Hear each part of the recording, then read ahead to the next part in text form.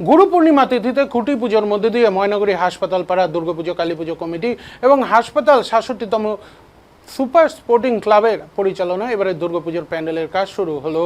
পুজো কমিটির সম্পাদক বলেন, এবারে তাদের ৬৭তম দুর্গাপুজো। এবার তাদের থিম অযোধ্যার রাম মন্দিরের আদলে বিশাল প্যান্ডেল তৈরি হবে। আলোকসজ্জা চন্দননগরের প্যান্ডেলের রূপ দেবে ফালাকাটার খ্যাতনামা ডেকোরেটরস। তাদের প্রচুর শিল্পীরা এই প্যান্ডেলে নিযুক্ত থাকবেন। এদিন থেকে শুরু হয়ে যায় প্যান্ডেলের কাজ। পুজো কমিটির সম্পাদক প্রসেনজিৎ বর্ধন এবং পুজো কমিটির সদস্য সঞ্জীব বর্মন বলেন, গ্রামগঞ্জের প্রচুর মানুষ আছে যারা অযোধ্যার রাম মন্দির দেখার সুযোগ পান না। তারা নতুন বাজার সার্বজনীন দুর্গাপুজোর এই রাম মন্দির দেখে অযোধ্যার রাম মন্দিরে কিছুটা হলেও সৌন্দর্য উপভোগ করতে পারবেন। সেজন্য তাদের অযোধ্যার এই রাম মন্দিরের আদলে তৈরি করা হচ্ছে রাম মন্দির। এছাড়া আলোকসজ্জা, প্রতিমা এবং সুবিশাল প্যান্ডেল দর্শকদের নজর কাড়বে বলে তারা মনে করেন।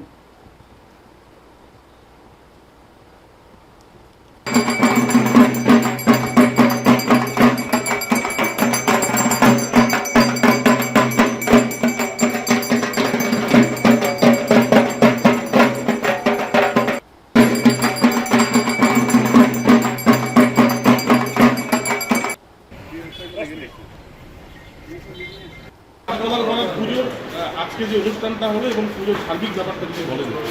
আমাদের আজকে হাসপাতালপাড়া সার্বজনীন দুর্গা উৎসব এবং কালী পুজো কমিটির পক্ষ থেকে পরিচালনায় সুপার স্পোর্টিং ক্লাব। আমাদের মেইন উদ্দেশ্য হলো রাম মন্দির, যেটা অযোধ্যা রাম মন্দির আছে উত্তরপ্রদেশে, তার আদলে আমরা দুর্গাপুজোর মাধ্যমে প্যান্ডেলটা এখানে করব এবং সার্বিক সম্পূর্ণ ময়নাগুড়ি তথা উত্তরবঙ্গের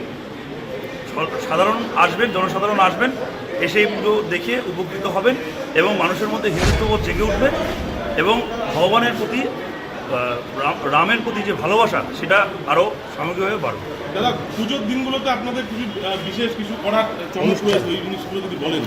চমকপ্রদ জিনিস হলো আমাদের প্যান্ডেলে আলোকসজ্জা, পুজো, আর আমাদের ৬৭ বছরের ৬৭তম পুজো এটা।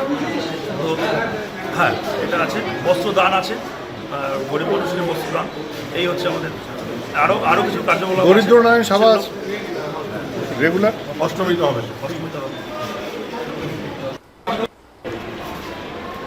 সবাইকে আগে নমস্কার জানাচ্ছি। ময়নাগুড়ি হাসপাতালপাড়া সার্বজনীন দুর্গা কমিটির পক্ষ থেকে আমাদের হাসপাতালপাড়াতে এই পুজো বহু প্রাচীন পুজো, কিন্তু এবার এদের সবার আমাদের হাসপাতালপাড়ার সকলের সহযোগিতায় এরা বড় উদ্যোগ নিয়েছে। সেটা হলো আমাদের অযোধ্যার রাম মন্দির। এই অযোধ্যার রাম মন্দির আমরা যে আছে, অনেক দুস্থ মানুষ আছে যারা সেখানে যেতে পারেনি, কিন্তু আমরা এই হাসপাতালে অযোধ্যা রাম মন্দিরের মাধ্যমে সকল সাধারণ মানুষকে দর্শনের একটা ব্যবস্থা করে দিয়েছি।